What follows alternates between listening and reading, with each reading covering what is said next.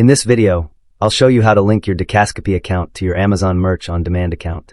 I'll also share some important tips to help you avoid getting your bank account rejected.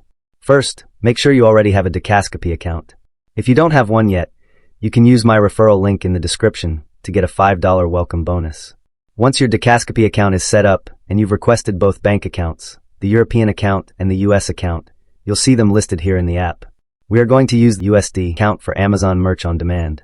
So click on your USD account, then tap on More, and select Show Account Details.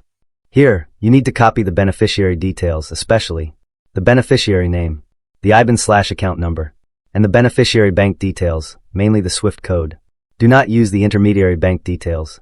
Only use the beneficiary bank information, otherwise your account may get rejected. Now, go to your Amazon Merch on Demand dashboard. Click on the Bank Account section, then choose Add Another Bank Account. Select the country of your bank account. In our case, it's United States. Next, enter your account number twice, then paste the SWIFT code. For your name and address, keep everything the same by selecting your existing address. After that, click Add, and don't forget to select the marketplaces where you want to receive payments from. Finally, save the changes. Now comes the waiting part.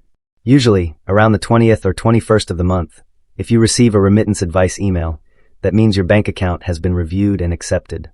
If you don't receive the email by the end of the month, go back and double-check your bank details.